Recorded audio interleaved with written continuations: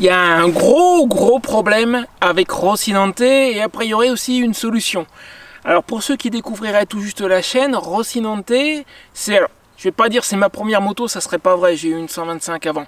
C'est la moto du début de mon aventure nomade. C'est avec elle que je suis parti, je vais te la présenter rapidement dans un instant. Et j'ai appris il y a quelques jours qu'elle est stockée chez un ami depuis un bon moment. Et il y a un problème là-bas. Et il va falloir faire quelque chose. Et il y a une solution qui m'a été proposée, qui ne me plaît qu'à moitié, mais c'est a priori la seule solution. Et je voudrais t'expliquer, te présenter cette solution et te demander ton avis. Qu'est-ce qu'on en fait? Ça, c'est la première partie de la vidéo. Et en deuxième partie, j'aurai également une autre question à te poser. Je vais te présenter un très gros projet que j'ai pour l'année prochaine. Projet qui va impliquer un assez gros changement dans mon mode de vie. Tu verras, je t'expliquerai ça tout à l'heure. Et je vais avoir besoin d'un renseignement. Donc ça sera en deuxième partie. D'abord, en ce qui concerne Rocinante, donc encore une fois, pour ceux qui découvriraient la chaîne, salut, moi c'est Seb, je suis nomade avec une moto depuis 2020. Et la moto du début, donc c'était Rocinante, c'est une Kawasaki Vulcan ou EN500. Il y a a priori que chez nous ça s'appelle EN, partout ailleurs on trouve le terme Vulcan. C'est une Vulcan 500 de deuxième génération à la base. Quand je l'ai récupérée, c'était en janvier 2020, c'était censé être une moto d'entraînement. Je voulais pouvoir m'initier avec au camping moto, au voyage moto, et puis partir sur mon gros projet, mon grand départ. Ça devait se faire avec une autre machine. Rocinante, ça devait être juste vraiment de l'entraînement. Et puis le jour du grand départ est arrivé, j'ai pas pu acheter autre chose. Je suis parti avec Rocinante. Bien vaillante la petite 500 quand même, hein. Un peu trop petite pour ce que je lui demandais, aussi bien en termes de motorisation qu'en termes de place sur la moto avec tous les bagages qu'elle avait sur le dos. Ça faisait vraiment mulet. Je vais te mettre des images, j'en ai plein, c'est pas ça qui manque. Combien de temps je l'ai gardé?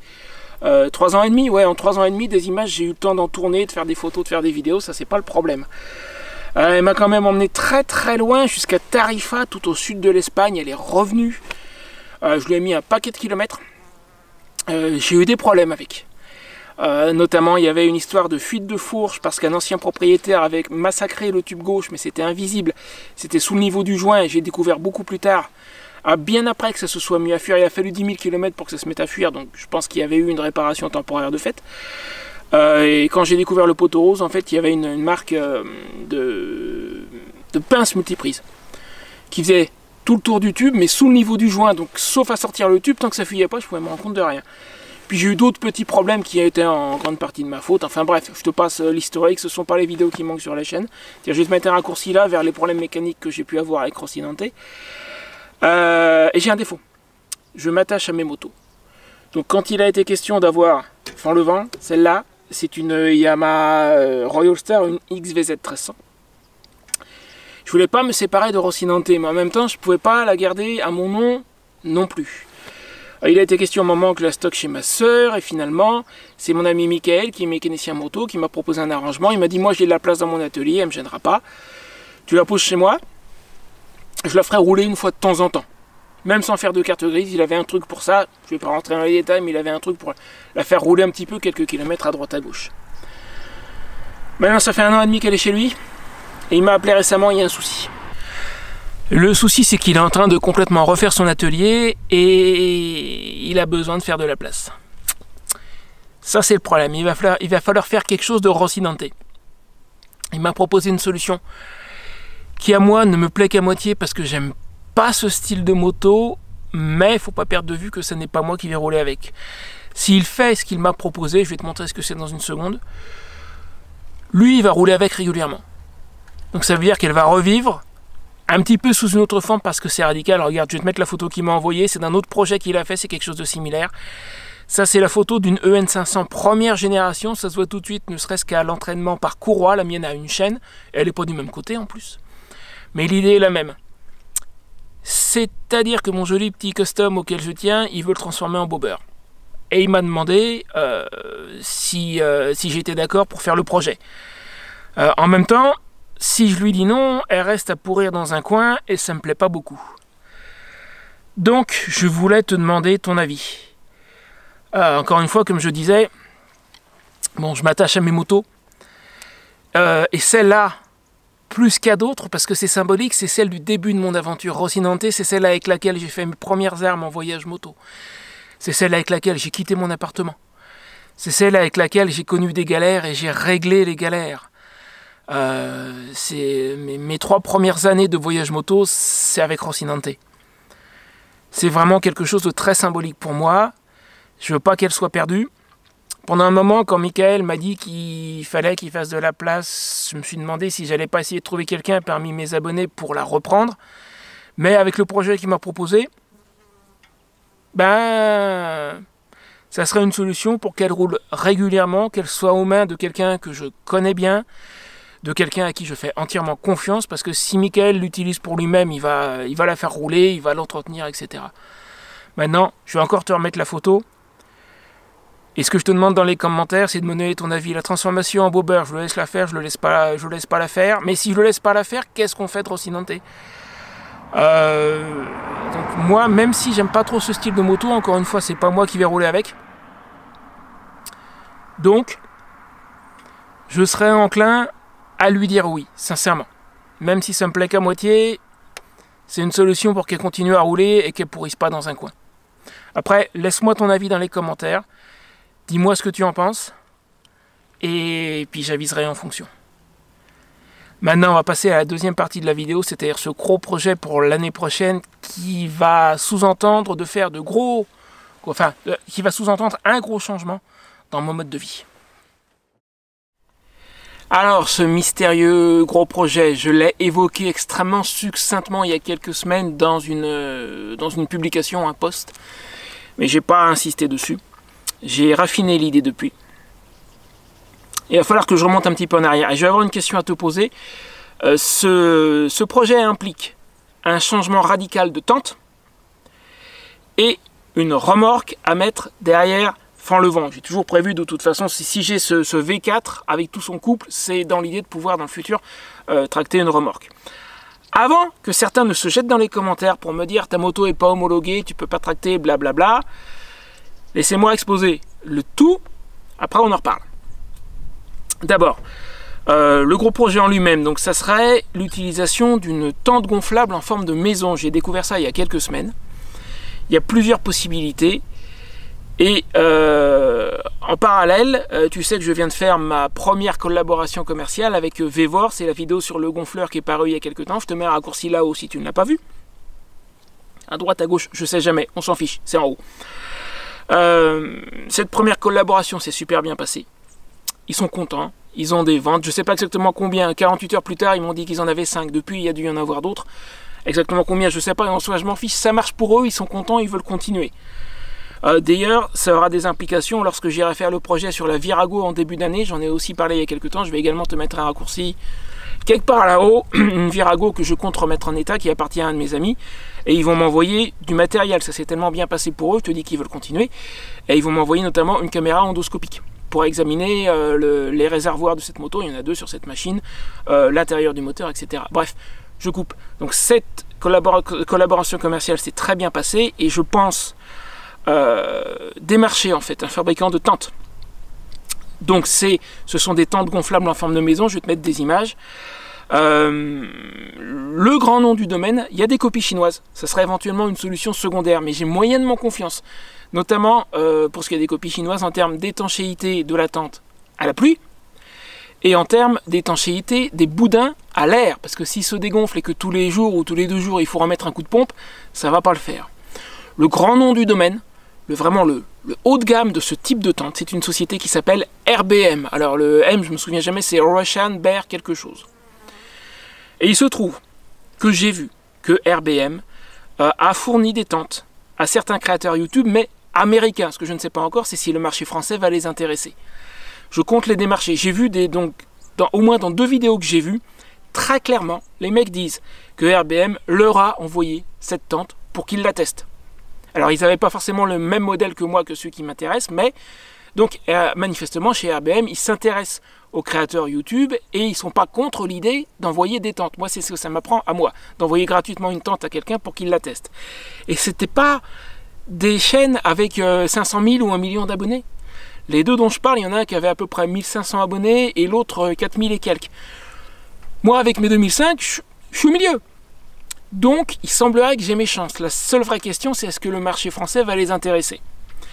J'ai prévu vers la fin de l'année de leur envoyer un message. J'attends un petit peu que la chaîne puisse progresser encore un peu plus. J'ai déjà écrit le message, c'est tout écrit, je le peaufinerai peut-être un peu à la fin, mais fin novembre, début décembre, je vais leur envoyer un message en leur proposant une collaboration commerciale. Je vais leur expliquer l'avantage qu'ils peuvent en tirer, c'est-à-dire que moi, je ne me contente pas de partir en voyage une fois de temps en temps avec ma tente. Je vis dans ma tente. Ce qui veut dire que quand je vais la recevoir, il va y avoir au minimum 2 vidéos dessus. D'abord une vidéo de mise en place à la base, voir un peu comment ça marche et comment elle résiste aux éléments. Il suffit que je fasse ça en Normandie au printemps. Et je te garantis qu'il suffira d'attendre un petit peu, il y aura un orage, il y aura un coup de vent, il y aura de la pluie. Ça arrivera. Donc ça ne sera pas une difficulté, ça c'est la première vidéo. Et puis la deuxième, un suivi quelques mois plus tard pour dire comment elle se comporte, comment elle tient, etc. Et puis par la suite, comme je vis dans ma tente, ça veut dire qu'à chaque vidéo que je fais en étant à mon camp, on va voir leur tente. Il y a un gros intérêt pour eux, et puis l'intérêt de s'associer à une aventure qui, à ma connaissance, est unique en France. En tout cas, je ne connais pas d'autres personnes qui soient nomades à moto en France. Et ça m'amène à la question que je veux te poser et qui concerne la remorque. La tente de chez RBM, je me dirige vers le modèle médium. Ils seront beaucoup plus grands, mais beaucoup plus grands, c'est plus lourd. Et puis ça ne rentre pas forcément dans les petits emplacements où j'ai l'habitude d'aller. Donc beaucoup plus grand, ça ne m'intéresse pas. Et voilà qui m'amène à la question que je veux te poser. Ces tentes, elles sont pas légères, hein. Celles de chez RBM. Alors je m'intéresse à la taille médium. Chez RBM, elle fait 6,6 m², un peu en dessous des 7 m². Les copies chinoises, c'est à peu près similaire. Par contre, il y a une grosse différence quand même. Celles de chez RBM, donc taille médium, ils ont plus grand, hein. Ils ont des tentes qui font largement le double. Ça donnerait presque l'impression qu'ils ont pris la médium 2 fois, qu'ils en ont collé 2 ensemble. C'est pas exactement ça, mais c'est à ça que ça ressemble, question de taille si tu veux. Et là, c'est trop grand, trop lourd, déjà trop lourd. Et puis, je pourrais pas mettre ce type de tente sur certains emplacements, dans certains campings que je connais, ça passerait pas, c'est trop grand. Donc ce qui m'intéresse, c'est la médium qui en taille me suffira amplement de toute façon. Donc chez RBM, cette taille-là pèse 35 kg, les copies chinoises c'est entre 13 et 20 kg. Alors après je me dis, et une des raisons pour lesquelles je tiens plutôt à démarcher RBM que les copies chinoises, c'est que la différence de poids pour une tente qui fait à peu près la même taille, il doit y avoir une raison quelque part. Et je suis prêt à parier que cette raison, elle tient dans la qualité et l'épaisseur des matériaux. Donc j'ai aucun doute sur le fait que la tente de chez RBM sera de meilleure qualité et beaucoup plus durable. Sûr, certain. Entre la plus lourde que j'ai vue dans les copies chinoises et qui semble être, en termes de qualité, la meilleure, pèse, je crois, 20 kg. Celle de RBM à taille égale 35, il y a forcément une raison quelque part. Mais que ce soit celle de chez RBM ou une des copies chinoises, je pourrais pas la porter sur la moto, c'est trop lourd. 20 kg ou 35 kg, c'est trop lourd. Il va me falloir une remorque. Et là, je m'adresse spécifiquement, attention, je vais être très spécifique. Je m'adresse aux gens qui tractent une remorque avec leur moto. Je ne m'adresse pas à tous ceux, je suis désolé si c'est ton cas, mais je ne m'adresse pas à tous ceux qui ont une opinion bien arrêtée sur le fait de tracter une remorque avec une moto, mais qui ne le font pas et qui ne l'ont jamais fait. J'ai besoin d'une information provenant de personnes qui ont de l'expérience dans ce domaine-là. Ceux qui n'ont pas d'expérience, j'ai rien contre vous, mais je suis désolé, là, pour le coup, vous ne pouvez rien m'apporter. Donc, pour ce qui est de tracter une remorque avec une moto, déjà, le fait que la machine soit homologuée ou pas, en fait, pour moi, ça n'a aucune importance. C'est un faux problème, j'en ai déjà parlé par le passé. La vraie question, c'est celle des conséquences en cas de souci. Contrôle sur la route, accident. En dehors de ça, tout le reste, c'est un faux problème. Contrôle sur la route, les gens qui tractent, avec qui j'ai pu discuter par le passé, ou les messages que j'ai pu voir sur certains forums, réseaux sociaux, etc., les gens disent, mais moi, si par hasard je me fais contrôler avec ma remorque, c'est pas pour me verbaliser, c'est par curiosité. Donc honnêtement, côté force de l'ordre, ça m'inquiète pas. Mais là, à la limite, petite question subsidiaire, c'est pas ça ma question principale, j'y viens, mais pour ceux qui tractent, encore une fois, spécifiquement pour ceux qui tractent, si vous vous êtes fait contrôler sur la route, comment ça s'est passé? Je suis prêt à parier que vous n'êtes pas pris une prune, pas d'immobilisation du véhicule ou rien du tout, mais dites-le moi, pour ceux qui tractent, j'insiste. Et Là voilà la vraie question pour moi. Partant du principe qu'au niveau contrôle sur la route, on risque rien ou pas grand-chose, la vraie question c'est celle de l'assurance. Et en cas d'accident, est-ce que tu es couvert? D'après mes recherches, il y a des assureurs qui n'aiment pas du tout le fait que tu tractes et qui te disent clairement, si tu leur demandes, qui te disent vous ne serez pas couvert. Il y a d'autres assureurs qui acceptent, mais j'ai du mal à déterminer qui dit oui, qui dit non. Donc, là voilà ma grande question, et à mon sens c'est vraiment la seule qui ait une quelconque importance. La question de l'assurance. Si tu tractes, est-ce que tu as mis ton assureur au courant? Parce que si ton assureur n'est pas au courant, tu peux aussi bien considérer que tu n'es pas couvert. Là, il y a un énorme risque. Je vais te donner un exemple. Un message que j'ai vu je sais plus si c'est sur un blog ou sur un forum. Le gars a eu un accident avec sa remorque. Ça date, hein, c'était en 2012 ou 2013, un truc comme ça. Lors de l'accident, il s'est fait percuter par l'arrière de mémoire. Les forces de l'ordre ont considéré qu'il était en tort. Son assurance a considéré qu'il était non responsable. Elle lui a même remboursé les réparations de la remorque. Donc, il y a des assureurs qui acceptent. Donc, si tu tractes, est-ce que tu as mis ton assureur au courant? Puis si oui, tu les as juste appelés ou tu leur as envoyé une recommandée, c'est officiel, etc. Éventuellement, si c'est marqué dans ton contrat d'assurance que tu peux tracter, ça m'intéresse. Apparemment, c'est assez rare, mais au moins... Récemment, j'ai eu un commentaire d'une personne qui m'a dit que ça lui était arrivé. Donc, est-ce que tu as mis ton assureur au courant? Et si tu l'as mis au courant, chez quel assureur es-tu? Comment est-ce qu'ils réagissent? Comment si tu as, même si c'est que à l'oral, que par téléphone, si tu en as parlé avec ton assureur, comment est-ce s'il a réagi positivement? J'aimerais bien savoir de quelle compagnie d'assurance il s'agit. Parce que, tout simplement, moi, en début d'année, là, j'ai quelqu'un qui va me fabriquer un attelage. Ça, c'est prévu. Et pour ceux qui diraient, ouais, l'attelage ne sera pas homologué, renseignez-vous, pour pouvoir opposer un équipement non homologué lors d'un accident, l'assureur doit prouver que l'équipement non homologué en question a eu un rôle dans l'accident. Ça, je le sais parce que je m'étais renseigné justement pour Rocinante, comme elle a les échappements d'origine complètement pourris et que ça pète et que ça fait du bruit et que ça fuit. À un moment, je m'étais demandé si j'allais pas mettre de l'adaptable pas cher mais non homologué, parce que les silencieux, rien que les silencieux, je te parle pas de la ligne complète, rien que les silencieux sur cette machine, neuf, origine, c'est 300 €, il y en a deux, donc 600 €. Voilà. Et si tu veux la ligne complète, c'est 600 € par côté. Donc je m'étais posé la question et j'avais découvert cette information.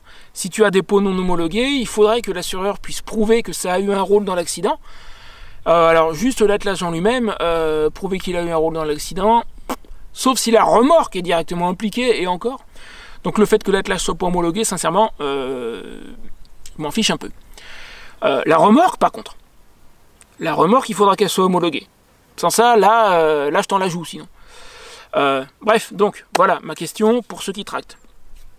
Est-ce que vous l'avez déclaré à votre assureur? Comment ça s'est passé? De quel assureur est-ce qu'il s'agit, etc. Moi, je vais essayer d'identifier une compagnie d'assurance, peut-être même une agence, qui soit pas contre le fait qu'on tracte avec une moto. Je vais essayer d'assurer mes arrières au minimum, oui, avec une moto, au minimum pour le jour où je l'aurai. Et pour ce qui est de la remorque, je reviens sur ce que je disais il y a un instant, j'ai oublié un truc. J'hésite entre deux solutions.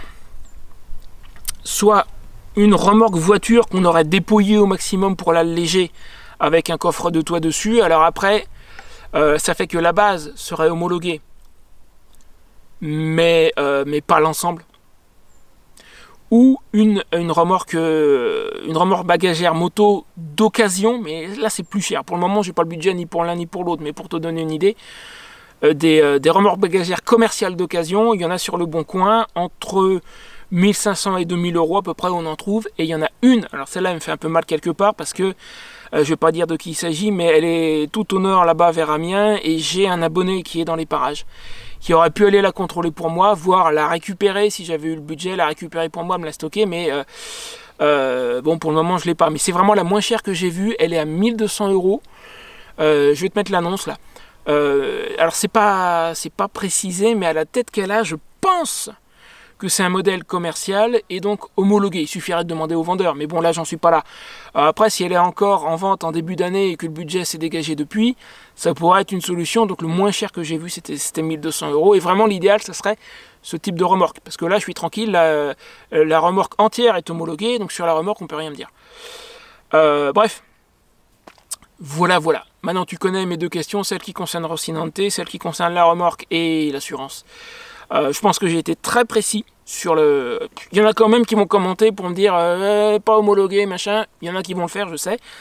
Mais sincèrement, je vous le dis à tous, là c'est le vous pluriel, je m'en tape.